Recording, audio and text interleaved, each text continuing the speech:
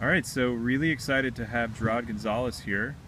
And Geraud, we're just going to walk through a few questions.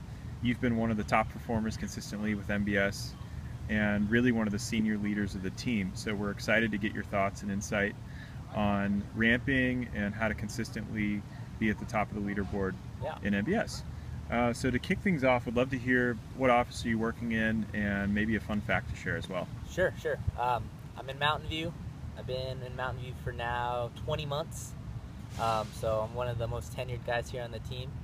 And what else do you want to know? Fun fact, if you have one to share. I'll give you two fun facts. Okay. One, I can do a standing backflip when sober.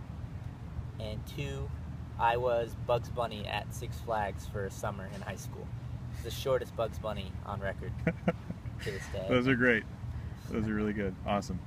Well, to kick things off, when we are making hiring decisions, we are often looking for characteristics like resilience, hunger, and efficiency. Would love to hear your perspective on those, and if anyone in particular jumps out as helping you in your career. Yeah, resiliency is huge in this job. I think most salespeople know that. My manager Steve and I talk about pivoting a lot.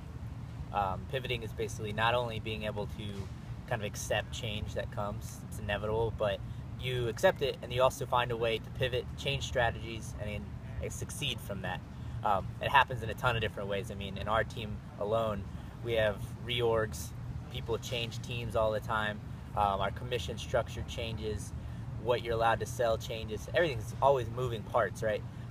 But to succeed, you really need to be able to just take it with a grain of salt and find a new path if something changes. Don't dwell on it, don't stick on it, just be ready to adapt. I think an example for me, probably my second or third quarter, I had a huge deal.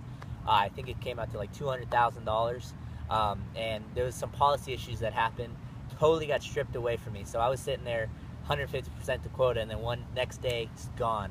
And what I did was, instead of whining, I mean, I whined a little bit for 2 days, but after that, it made me realize, hey, I need to move into a new segment. I need to maybe prospect some other things. It caused me to kind of change how I was thinking about where I was looking for deals. And it ended up bringing me to a whole different vertical. And I started finding huge deals in that. So kind of tried to take a positive out of a negative there. But yeah, the bottom line is things are going to change in this job, and you got to be okay with adapting to it. Mm-hmm. Yeah, and that's kind of along the theme of churning through strategies or failing fast, which has been another topic we've talked about. From your perspective, where have you failed the most, and maybe some learnings that you could share as well? Yeah, I mean, kind of similar to the story I was telling earlier, but for me it was a lack of diversity in what I was selling. I think it's easy to try to become kind of a master of one trade, one vertical in particular. Like, just my example is I was kind of the owner of the diet and supplement space. I was crushing it. I was getting really big deals, but then, like I said, policy stuff happened, or they were ROI focused, and if they didn't hit their numbers, they would just completely turn off. So I found myself selling one type of thing, and then if it didn't work, I was really struggling to get where I needed to be. So that would be the pitfall I would say to avoid, is make sure you start your job as diverse as possible. Sell tech, healthcare, finance, nutraceutical type stuff, sports, like anything. Don't get bogged down in one thing, because what will happen is, if something goes wrong, you're going to be in trouble. But if you're diverse, one, you'll learn a lot more, and two, you'll just be able to be kind of a master of several different domains. And I think that makes it a lot easier to maintain a solid pipe when you can look at a lot of different verticals. Mm-hmm. Okay, great. And you were kind of talking about getting things kicked off there in your early months. I think we'd love to maybe flip the script on you and say, okay, you're not 20 months in, it's actually your first week at NBS. What are maybe 2 or 3 things that you would immediately focus on if you could start the rollover from scratch?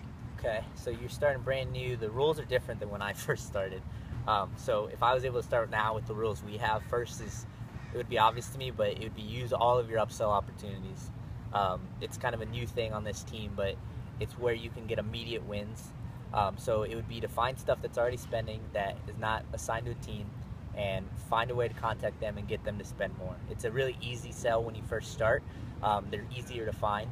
And I would say use all 4, because I took a long time to get on that train. But if you look at guys like Kareem, who hit $1 million in their ramp quota, that's what you have to do to really crush it. So that would be the first thing, for sure. Second, I would say split as many deals as you can in your first 3 to 6 weeks. And while it does kind of suck to split half of the revenue, what you get out of it is, one, you're going to see the sales process. You're going to see all the paperwork type stuff you have to do after it launches. 2, you're going to basically make good relationships with people on this team. If you build good relationships and you scratch someone's back, they help you later, it always comes back to help you. So split as many deals as you can, because that'll just give you rolling revenue. And then I guess the third thing I would do, so what happens is you're going to start selling deals and get really excited, but then you might lose a little bit of the fire for pitching and prospecting constantly. So what I would say is, when you start with your OKRs and your pitch metrics, like say 3 a week, 5 a week, whatever it is, make sure that you maintain those goals and those numbers throughout your entire first quarter, second quarter, third quarter. Don't get bogged down with account management and selling deals. Make sure you still continue activity, because what could happen is you sell a bunch of deals, but then you have nothing in the pipe. So make sure, on top of upsells and splitting deals, is that you're always prospecting and always adding new stuff in the pipe. I think if you do those 3 things, you're definitely going to give yourself a leg up and make sure that you crush your ramp quota, and then after that, you're over 150% pretty consistently. Awesome. Great. Well, really appreciate your insights, and thanks for spending some time with us today. Yep. Good luck, fellas.